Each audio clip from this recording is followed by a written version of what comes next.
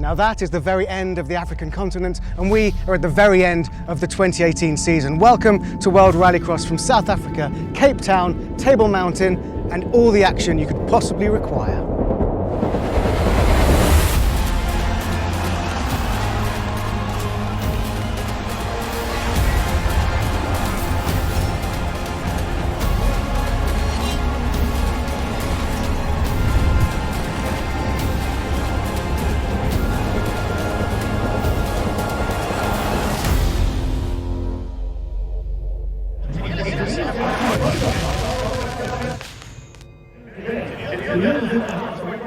Well, hello and welcome to South Africa. We are at the very foot of Table Mountain, ready for round 12 of the 2018 FIA World Rallycross Championship. And what a spectacular setting. Yep, for all of our friends watching in Northern Europe, that is blue sky and sunshine. But just to make you feel a little bit better, there is a cool breeze blowing here. But thank you for joining us. Please let us know on the live stream where you are watching from and who you are rooting for. This is the final stop of the season, so let's have a look at where we've been so far this year to bring us to here. We've done our tour of Europe. We have crossed the Atlantic twice, but now we head in to the southern tip of Africa, the only FIA World Championship event that takes place on the African continent, sub-Saharan Africa, and based at Cape Town at the Killarney International Raceway. And what a spectacular circuit. Now, it's our second trip to Cape Town.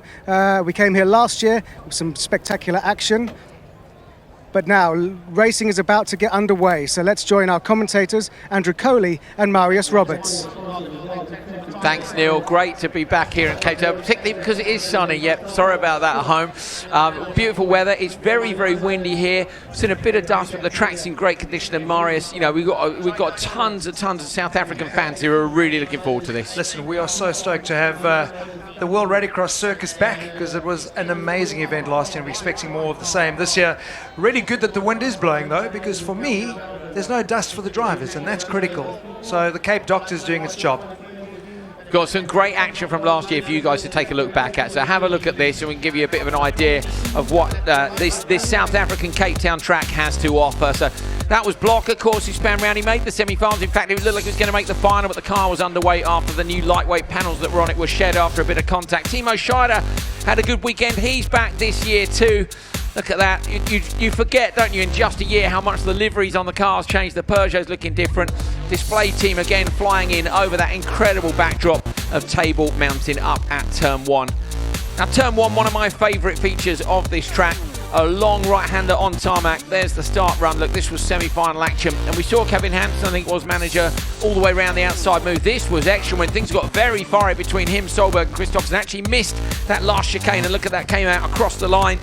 Brilliant action we've just seen. If you were watching RX2 a few moments ago, you'll have seen a wonderful two-wheeled moment right the way through that last tricky chicane.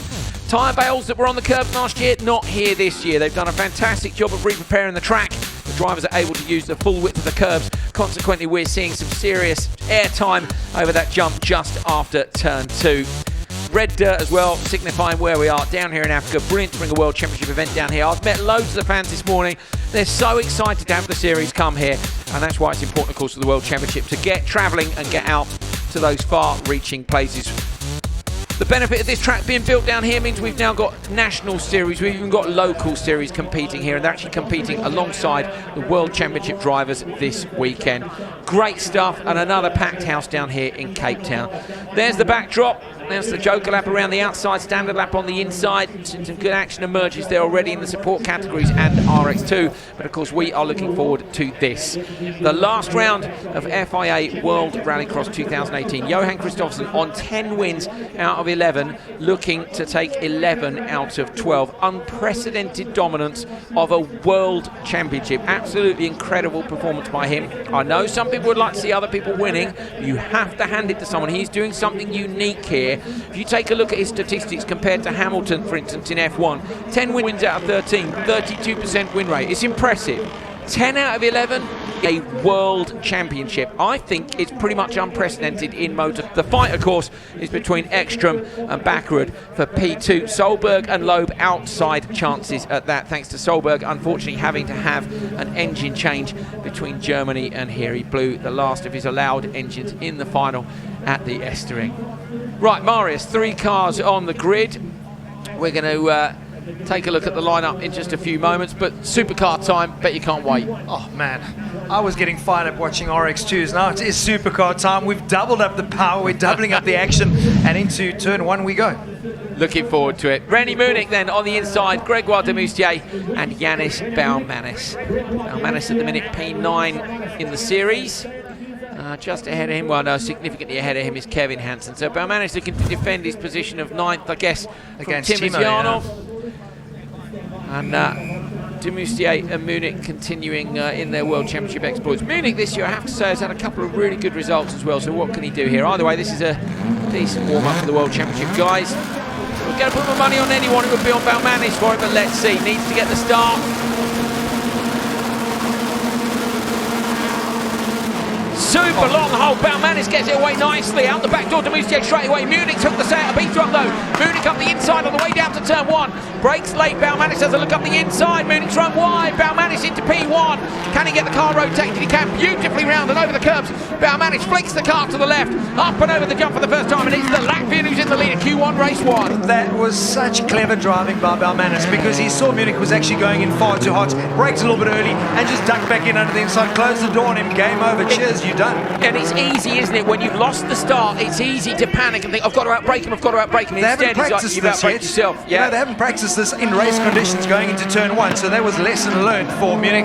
Baumanis showing his experience, really well done. De Moustier, obviously, not a great start off the line and playing catch-up. It was a super long hold, to be fair to him, so Baumanis leading now. Munich has taken his Joker on lap 1, but unfortunately that's going to mean he catches up pretty quickly with de Moustier, so he's going to be looking to find a way past, otherwise Yanis is going to be completely unchallenged. Joker lap time we were finding in RX2 around 3.6 seconds, so Marius will keep an eye on the timing screen to try and figure out what it would be in a world It'll car. be interesting to see what that is, because it is a longer Joker lap than many circuits. You can get super aggressive being tar, but obviously when you pitch it in, it's back onto the dirt, so getting that power down right is very, very tricky. We saw that, didn't we, in the last RX2 race? Sure. Perfect entry to the Joker, but on the exit, got it a little bit too wide. And I know you rave about turn 1, I love the merge of Joker with the main circuit, because it's high speed and then through that chicane. That chicane is actually one of my favourite corners on the championship. Not Ken blocks. It's just got a tiny little crest on the way in and a tiny little dip on the way out, which makes it super hard to drive. Look at Baumanis sideways on the limiter over the jump. 5-second gap now down to de Moustier. Baumanis runs himself just a little bit deep. Is he going to Joker this time? But no, he's going to hold on for the final lap. Yeah, I'm still trying to see what the Joker time is for us here with the supercar guys. Munich's got a problem. So René Munich's got a problem. He was sideways in the background there, and as well he was gaining on de Moustier a lot more quickly. Munich goes Joker again. So is he going to retire the car? I don't know what's wrong with it, but he was losing a lot of time. I could see that earlier in the lap. We actually thought he would be catching up to de Moustier. He should be, based on the form book, he should be. Baumanis there, balanced that car beautifully through turn 1. Sideways all the way around to get the car just to where he wanted it. Straight over the jump this time. It's actually a nice start to be in race 1, because you've got the 3 cars, a little less pressure, a little bit door to door, get your rhythm for the weekend going. I think that is a bit of breathing space. Yeah. So Baumanis going to be setting the benchmark time for Q1. Round the right-hander, gets the car beautifully straight, and then through that merge where we saw the action last year. Yanis Baumanis is going to take the first race here. Through the left and the right, and he stops the clocks on 2:53.3. So 2.5 seconds on a Joker lap by the looks of things. 2.5. about 10 seconds quicker than the RX2 cars were going, and maybe Marius saying about a second quicker on the Joker. So great. So we've got the fans are literally on their feet and applauding right in front of the commentary box, which is lovely. It's a 3-car race which Balmanis won quite easily. That's the enthusiasm they've got for this. And you realise how hungry we are for international racing of this calibre. Yeah, you were and saying the best drivers in the world. It doesn't Sure. get better. There's Balmanis with the win and the target time for everyone else. Demusio DNF for Munich, in fact, didn't make it round to the finish line, so definitely a problem for him. I suspect he pulled off the Joker and into the paddock, maybe at the bottom end. So not ideal start for Munich. I love this. Have a look at this clever strategy. Really, really good. Saw him coming, saw him going in hot, dived on the brakes, and such smooth driving. Well done. Yeah, tidily done by Balmanis. Listen to that wonderful noise as well. Wonder what happened to Munich. We didn't see. I wonder if we'll see it in the replay package. I doubt it, but something definitely happened to that car to see him drop so much time. At this point, he was already gone, so this was the final lap. He's a long, long way back. So Yanis Balmanis kept his cool after only just losing out at the start to gain at turn 1 and hold on to the checkered flag. Okay. Is that the correct spelling? Good stuff. Second race getting ready on the line. Missing a couple of cars. So a good start, you know, Balmanis. My favourite thing is we've got this little kid in the grandstand literally in front of us outside the window who's going nuts. This is why it is good that we are in South Africa, because we've got such a heritage and a love for motorsport. We just don't get to see the best drivers in the world, and that's what Rallycross has brought back to South Africa. It's amazing. Yeah, F1 has been here, you know, and now years ago. Yeah, but you were saying you've been a little bit starved of international motorsport Not a little in recent bit. years. We're thirsty. We're hungry. Look at the crowds. Loving it. Fantastic. Fantastic. Great to bring international motorsport back. So the last of the cars pulling up onto the line.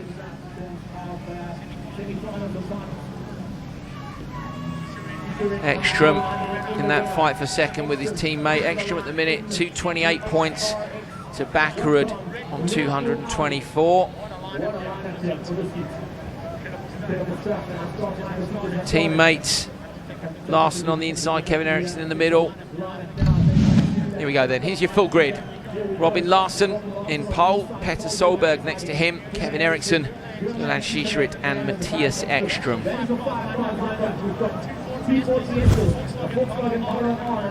Everybody will be looking to get their weekend off to a good start. You see the crowd in the background, that's actually the spotters tower as well, across directly above the marshals' heads. The spotters tower's been moved. It was on the side of the circuit you were on there from the camera position. It's now on the far side up on the hill, and that's to give the spotters a visual look at the entire track, as well, of course, as all the fantastic info they get from our timing friends at Chronomoto.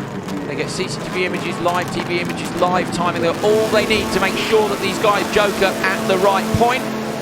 It's an easy decision if you get the whole shot. Here we go, Solberg, good start, has to kick the clutch though. Looks like he's going to drop back extra, trying to come around the outside. Solberg has absolutely outgunned the OMSC car down the turn 1, but he has Matthias Ekstrom in the Audi around the outside. Solberg hooks a wheel on the dirt on the inside. Ekstrom's going to try and go around the outside through turn 2, but he has to give up. Solberg runs wide. OMSC car contact in the background. It was Kevin Eriksson. Kevin Eriksson has got in between the two, sideways over the jump. Looks up the inside of Solberg in the braking zone. Ekstrom moves across and shuts the door. Larson slots into P4. That was some of the most insane action through turn 1 and 2. Brilliant, because actually Matthias got, I think, the best start, but obviously having the inside line for Petter. But what a fight through turn 1 into 2. Crossed up sideways action, crowd going, man, this is what we've got to see. Us going mad. It was mega. What a great start. Solberg and Ekstrom, you know, trading positions, and then Kevin Eriksson managing to slot in between them. So Eriksson has gone with them. You can see just that fine layer of dirt. Morris, we've got strong winds here, which are clearing the dirt from the air, but what's that's meaning is we're seeing some loose dirt on parts of the track we maybe haven't seen it before. The minute you go off the racing line here on the outside, that's where the dirt is now settling quite nicely, so it's quite risky going the outside route around turn 1. I was interested to see whether Matthias could make that move work. It didn't, because he came together with Eriksson through the exit through turn 2, but great racing, really close, and we know Solberg and Matthias certainly no love lost there. No, they're on a big push to take the advantage in Q1. Solberg's team, of course, prepping the cars last night. They were slightly late to arrive at the venue, but no problem. Strong winds here in Cape Town, causing a delay to the shipping for them on a different boat to everyone else. And That's good job by the team. They got back to the hotel at 11 o'clock last night, prepping the cars, and look at that, fastest lap of the day. 40.8 for Solberg. The cars, in fact, were re-prepped after the Estering, so there wasn't so much work for them to do, but just goes to show what this World Championship team is capable of. Ekstrom going with him, though. 0.8 between them. Morris this morning, the times in practice were super close, particularly between the 6 factory cars. And Ericsson was the only person to have dropped into 39, so under the 40. But having a chat to Petter and Johan just before this race, they went in with different strategies during the practice to figure out which line is going to work best. And obviously the notes that have been shared have worked well, because Solberg is on a charge. Interesting, isn't it? So Solberg and Christopherson, you were hosting the Volkswagen Hospitality Suite, and they were saying literally they tried completely different lines in practice, and then they were then they were sitting together trying to find out which one is going to work best. So whatever they've got dialed in here is certainly working, and this is real advantage for Petter and the team. Into the joker lap then for Solberg, Ekstrom and Ericsson on the last lap. Solberg looks super sideways on the way, and Matthias Ekstrom a little bit straighter. Not a lot in it in terms of time. Kevin Eriksson with a beautiful, beautiful drive through there. Him and Larson are going to be really close on the merge. Teammates at the merge. Solberg takes it from Ekstrom. What's happening in the background? Is it Larson or Eriksson? It's Eriksson just in front. Eriksson gets P4. Baumanis' time was a 2:53.3. Solberg 2:53.1. So good drive. Janis Baumanis just 0.2 of a second off Solberg. Baumanis is going to be in P2 after that first run. That is mega. But that was great because he had a 3-car race, and he nailed it from the start, and he could really set his race up. I suppose you could argue these guys would have lost a second or two at the start in the battle, but still a good effort. Very, very good. Solberg acknowledging the local crowd. So these guys, massive fans. Last year they were having to cut off the autograph queue for the drivers at the end of the day. I assume they're going to have to do the same at the end of today as well. Under the shadow of Table Mountain, Solberg taking the lead in Q1. Ekstrom, Eriksson, Larson and Gulan Shishri in that order, but you can see Baumanis from the first race slotting himself into P2. Okay, let's take a look back at that start. So on the outside, Ekstrom gets a good start. On the inside, Solberg does. Solberg hooks a wheel on the dirt on the inside in turn 1, because you see the dirt fly up. He gets so Ekstrom trying to go around the outside, but then watch this. Solberg goes too deep, look, and Eriksson says, thanks very much, I'll have a look. But Solberg had to do that. To close off that outside line, he had to run it in hot to block Matthias, and it worked really well. But Matthias got the drag, because I think it was Eriksson getting it sideways across that jump, and that's what gave Matthias the lead there. Yeah. Great stuff from Solberg. There's 2 races still to go. Will he be able to hold on from everyone else? Will he be able to beat his teammate? Solberg is at the top at the moment. Petter, this time yesterday you didn't even have cars at the circuit, and that's the quickest time in Q1. You must be happy. Yeah, it was good, you know. Good to win, but I died out of the start line. We lost a lot in the first 2 corners, you know, because we came in the loose, and small fight with Ekstrom there, and then the one tire barrier. They were left-hand corner before they finished. The tire barrier was much further out on the road, so I don't think the time will be really good, you know, but the car and everything works well, so that's the main thing. Well done, thank you. Thank you. Okay, so Solberg saying, I did think the tyre barrier was looking slightly out of place. If somebody clips a tyre barrier, of course, you end up then with that slightly on the line. And Morris, with this being a time-based qualifying system, you know, if you're unlucky enough that a previous car clips a tyre barrier, we're not going to send a marshal out in the middle of a race to move it. You know, that's the way it goes. But that's also, you're also on a mixed surface, so it's not going to be perfect lap after lap either. But that is the joy of rallycross. You also get the time where a man clips the tyre barriers and you gain half a metre. So I think over the course of a season it evens itself out. Yeah, don't bleed. Just race. There you go, man up, yeah? Exactly. Okay, so we've got another full grid for you on this one. The Monster Energy girls are leaving the grid. You should be recognising a few of these cars by now. On the inside, Sebastian Loeb, the 9-time World Rally champion in a factory Peugeot for the last time. Will he still be in a Peugeot next year? Where are those cars going? What have you heard at home, eh? Timo Scheider in P2, Johan Kristoffersson P3, Oliver Bennett is P4, and Niklas Gronholm, who's having a fantastic season in P5. Gronholm really wants a podium here. Kristoffersson, I know, would love to take that extra. Timo Scheider loves this sport at his back, and Bennett, I spoke to him yesterday, he is just really, really enjoying being able to come along as a privateer. We know motorsport's expensive, but he is in a position to compete in this series alongside some of the best drivers in the world. And look at him lining up there, Bennett as a privateer alongside factory Volkswagen. double world champion Kristoffersen. Brilliant, brilliant sport to be able to take part in. Here we go then. Waiting for the green light. Marshall points them up towards ready to race. There it is. That'll go out. Look for the green. Go on, creeping. 2 cars creeping. Scheider with a jump start. So look top left of your screen, Scheider with a jump start. Now the jump start sensors can measure the reaction times, but of course unfortunately for Scheider they also measure if you leave the line before the lights. But they are holding them for a very, very long time. Yeah, they are. Wow. Here you go, have a look at this. Look at Scheider, just the tiniest of creep. In fact, the thing is, once one car goes, Marius, you start to get in your peripheral vision. Are they going? Is it going? You're on edge. You're going to react. It's 100-meter Olympic sprint time. Yeah. You know, yeah. When one goes, you're going to go. So Scheider now will have to do 2 joker laps. Yeah, that's not ideal, is it? No, we have seen in the local series, we saw somebody manage to come back from 2 jokes to take the win, but this is not a local series. And you do have a guy by the name of Jan Kristoffersen. Yeah, exactly. You're going to need some serious carnage to do 2 jokes. He amazes me. He's so hungry to always win. You'd think, championship's wrapped up, I'll take it easy. But that is the commitment, and that's why he's got the results. I mean, you gave us some amazing stats in 90%. What is it? 91% win in a world. Look who he's lining up against. Don't forget Low. as well. Yeah, I know. Ekstrom, Solberg. Well, look at his crazy. teammate. I think that's the important thing. And this is no disrespect for Petter, because Petter is one of the best drivers in the world, and that's the point, really. If you manage to better one of the best drivers in the world that many times, you're doing something very right. Yeah, very right indeed.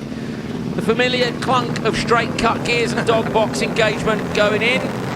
Now the rise of the anti-lag, and then it will be the drop of the clutch and the smell of rubber as we head off down towards turn 1. Great start, Kristoffersen. Bennett left of the line. Kristoffersen moves across, loads up his inside of the Peugeot, trying to out-track him down towards turn 1. Gronholm slots in behind. Scheider has a look up the inside. Scheider's managed to get past Gronholm. Kristoffersen sideways. Scheider up to P2. Sebastian Loeb though takes the whole shot. Now Scheider runs wide. Kristoffersen will look to line him up on the exit over the jump. Johan Kristoffersen can't though. Scheider was clever there. Scheider kept the door shut on the inside. Didn't let himself run wide. But have a look at that move. You only just started him up the inside. I mean, that is too late. Somehow he holds on. Man, that is circuit racing for you. And Scheider as well. He knows a thing or two about racing on tarmac. Let's not forget Kristoffersen is Swedish touring car champion this year alongside being world champion. The way he crossed lines off that jump to be able to line him up like that, brilliant. Loeb in your press conference yesterday, stoked to have the inside start. Nicholas less so, but he'll be happy with the carnage out front because he's got a clean run now, Nicholas does. Bennett's on the start line. I've just seen in the background of the shot from turn 1 that Bennett is still on the start line. That's a real shame. Yeah, it's good. So not ideal problem for him. Scheider, you can see, has 1 joker still to go. Kristoffersen spins inside in front of the commentary position. The world champion has gone round on the jump. You couldn't see it through the dust from where you were. Kristoffersen is facing the wrong way on the side of the jump as you're looking at Gronholm up to P2. There he is, the number 1 car with a very unusual mistake. Has he got a problem with the car, or did he just make a mistake over the crest? What did we say about a double joker not beating Kristoffersen?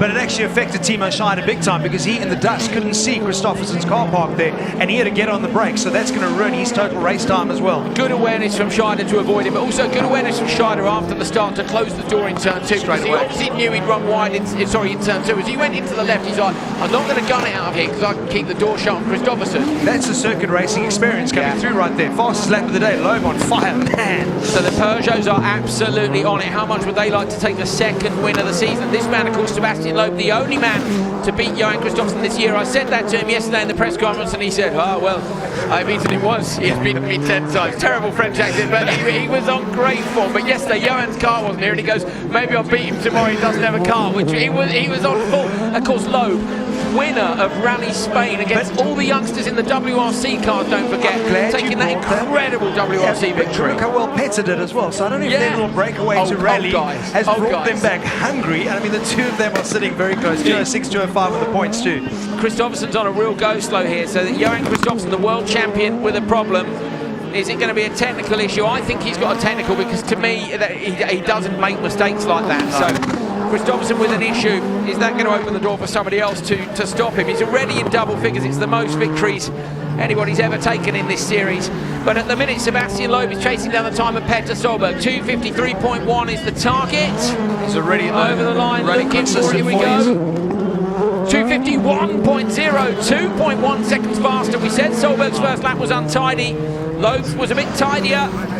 And the result is that he tops the standings of Q1. Now Petter's going to say, you see, that little chicane, the bollards that moved out, Yeah, slowed me down. He's got all the proof now. He will. Listen, interesting, because for us, I know the championship's wrapped up, but Kristoffersson is not going to be happy with this, and he's going to obviously want to fight through to make sure. He wants to go 11 from 12 without a doubt, but he's got a long way now. He has. Kristoffersson earlier this year came back from P9 overnight to win, you know, so it's certainly not beyond the realms of possibility for him, because Good for the 3 crowd. good results. Yeah, great. Actually, great for the crowd, because they're going to now see the world champion have to fight if he wants to take another record-breaking victory. 91% is the win ratio for Kristoffersson so far this year. Overall wins, that is. That's not the start of the weekend he needed. Some 35 seconds off Loeb after a spin and seemingly a technical issue, I think probably before the spin. Loeb takes it with that 2:51.0 is enough to see him at the top of the table. Solberg, Bermanes, Ekstrom, Gronholm. We've got one race still to come. Neil Cole is with Sebastian Loeb. Sebastian, you're quickest so far by about 2 seconds. How was that? It was a good hit. I tried to push hard. We had a good start, so I managed to keep in the first position in the first corner. Then I did a clean run, I think. No mistake, big push. So at the moment it looks good. Well done, thank you. No mistakes, big push. You know, that's reminiscent of Rally Spain a couple of weeks ago, getting the likes of Neuville and Ogier on the power. You know, right at the end of the event, win. Just brilliant to see Loeb back up at the front of the WRC, and you know, great fun to have him here in World Rallycross as well. I'm hoping that he won't be the last. Look at that, Kristoffersson was so late on the brakes, and then here, just super clever to check Scheider up. Scheider going straight to the joker, and of course, 2 jokers because of that jump start. But I think that is the benefit. We're seeing more and more. I really do wonder what happened there, because that is so unusual for him to make a mistake like that. But that racecraft and the door-to-door awareness that comes from circuit racing, But him gives and them an Scheider advantage. both with that. Yeah, and that was what was lovely. Was it last week in Macau? Yeah, he was on the got podium. P2. Got P2 in Macau. Big Front-wheel difference, drive as well. front-wheel drive to all-wheel drive, and a big boost up in power. Wall's a bit near in Macau. Wow. Yeah. Let's not talk about that. Yeah. Glad to see the drivers here at Cape Town with a little more runoff. Not mega runoff in Rallycross. In fact, the wall on the outside of the jump, close enough. Bennett being towed back past the commentary position now, as you see. That's really so sad, eh? Drivers are, well, yeah, problems for him, problems of course for Kristoffersson. Look at that wonderful shot we've got over the line, brilliant. Timosyanov and Markland, 2 drivers still to come onto the grid. Russian takes his practice start in the Hyundai. Where did Gronholm start? Gronholm started in 5th. I know that they're really keen, Gronholm and Timosyanov, to take a podium. Yeah, he's had 4 finals. Yeah, and fourth is at 3 or 4 fourths. And fourth has been his best result. And Kevin as well. Kevin's also had 4 final appearances, but and his best was also they're both 4th. desperate for that podium, for aren't they? sure. I'd love to see Kevin up on the podium. Look, and he's recovered. That last round from the big crash. Of course, you were at the Estuary. Not much fun there, I'm afraid. In the good to see his mom giving the thumbs up from the ambulance that he was all fine. So and Kevin's all good. Saw him. Yeah, he was all good a few days later. But it's not nice. We never ever want to see that in any sport. It's no fun to see. Also rattles the confidence a bit, you know. Timmy Hansen on pole for the final race of Q1. Andreas Backerud in that fight for second in the standings with his teammate Ekstrom next to him. Kevin Hansen in the middle of the grid. Timur Timosyanov and Anton Markland continuing his run for GCK RX. Bunch of youngsters in this. Timosyanov, I think, a little older than the others. Not sure, he might be a similar age to Hansen. He's done 60 events. You know, that's like 290 something races. Probably the most experienced guy. Three of them are in here. So the 60, the plus 60 club. What are we on now? I think we're on our 62nd event. But so you've got Timosyanov, Backerud, Hansen, and Solberg are the only drivers who have competed in every single round of the World Rallycross Championship. This one, though, is the only round that matters to them right now. Eyes down, looking for that green light. There it is. Great start, Timosyanov. Mega reaction time, 0.3 of a second. Timosyanov's absolutely rocketed off the line, but Hansen has got the better of him up to turn 1. Backward's gone up the inside. Timosyanov goes sideways. I think he's going to drop down. Kevin Hansen's gone up the inside too. Markland could, in theory, get P3 as they turn into turn 3. Side by side for him and Kevin Hansen in the background of the dust. Kevin Hansen, as he spun, no, he hasn't, just holds onto it. They burst into view for you guys at home from the dust, but it is Timmy Hansen leading. That was actually clever driving by Bakkerud because he didn't have a great start and he boxed himself in behind there, but by being aggressive and keeping that inside line, he pushed the other guys out wide. It's so risky taking that outside line.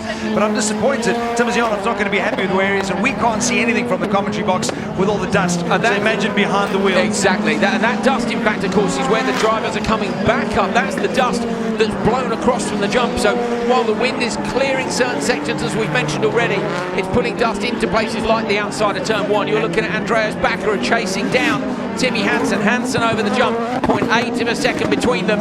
And coming down towards the one. Timmer looked jokered on the first lap, so Timmer, that incredible reaction time and the way the car hooked up off the line, we were sat right behind it. It was a brilliant start by the Russian. But then he got muscled out at turn 1 and 2, so it made the most sense to take the Joker, then give himself some clean space. But as you said, that dust, you're lining up that super fast chicane, you can't actually see it. So hitting that apex is critical through there. It is such a tricky little setup corner. Got to get your braking point right because it's a crest at the first apex. So if you get it wrong, fastest lap of the day, definitely got the braking point right.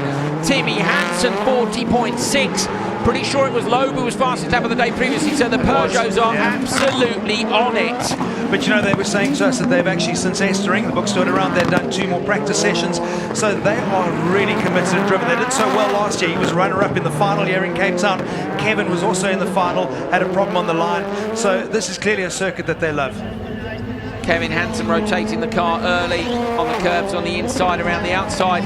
Anton Mark taking his Joker. He's going to have to give second best at least to Timazionov. Everybody else waiting to Joker on the last lap. Timmy Hansen chasing down the time of his teammate Sebastian Loeb. Could it be a Peugeot 1-2? Looking at the timing sheets, he's on track for that at the moment because he's running very, very similar times to what Loeb was doing, and he's got the quickest lap. Fastest lap of the day by another 3 tenths. Again, 40.6, 40.3. He's the man to beat. So Hansen then has to get a perfect Joker lap, watching for the gunmetal grey coloured Peugeot around the outside, 251.0. The target time of his teammate Sebastian Loeb. Does he make a mistake, or has he got the car straight? He's lined that up perfectly. Right, let's see as he gets down towards the line. You can see the time ticking away. Remember, the clock is slightly delayed on screen. Going to cross the line. Hansen coming in, and the time is at 2. Wait for it, 251.1. It's not enough. Wow. 1/10 of a second mistake. Was a mistake. Maybe you're right there. I wasn't sure because when we looked at the screen and you saw him on the bar to straighten the car up, I think he went slightly too deep on the brakes. I picked up he was pointing in the straight line. I missed exactly, it. But that gives you that gives you the traction, which is what made me think the same as you, that possibly he used a different line. Yeah, he used a different line, but I think Hansen, with a tiny mistake on the Joker, 251.1 though is going to put him, slot him right behind Sebastian. Yeah, where's Bakkerud? So Bakkerud 252.3. He's going to be ahead of his teammates. So Bakkerud advantage over Ekstrom here, but remember Ekstrom has an advantage over him of around 4 points. Yeah. Great drive. So the Peugeots are on it. Quite nicely, isn't it? It is. The Peugeots are on it. I would say we haven't seen the ultimate pace from the Volkswagens. So 251.1, not quite enough. Say slotting in behind his teammate Sebastian Loeb. It's Loeb who wins Q1. It is a Peugeot 1-2 in Q1. You'll see that in a minute when we see the full result. Here we go. Peugeot 1-2 in the first session. And look, it's a full second back for Andreas Bakkerud. Solberg 4th. Ekstrom down in 6th. Christopherson, remember, not on the front page. And that's really important. Solberg saying there was a few little troubles on the track. First corner was a bit carnage.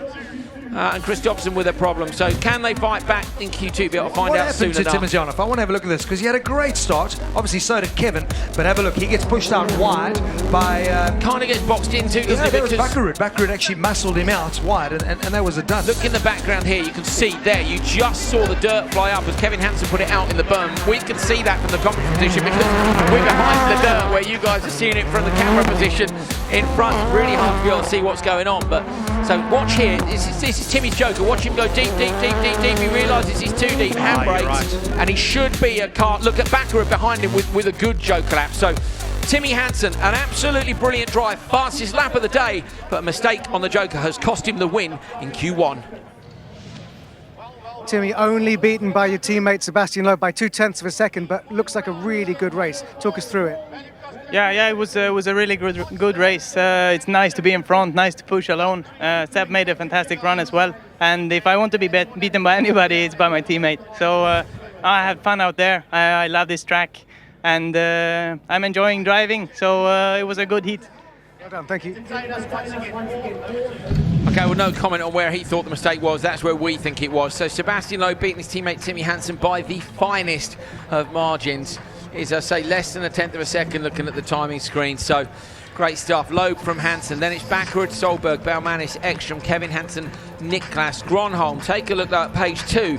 This is the important thing. Johan Kristoffersen, I'm not sure it's been as low as that all season long. He's in P16, having had a problem which I think led to a spin. So Kristoffersen has it all to do to fight back. Timozyanov, Markland, Eriksson, Larsen currently just inside the top 12, but we all know that those drivers at the bottom are going to be looking to depose them and claim a spot in the semi-finals. 3 sessions still to go, all to play for.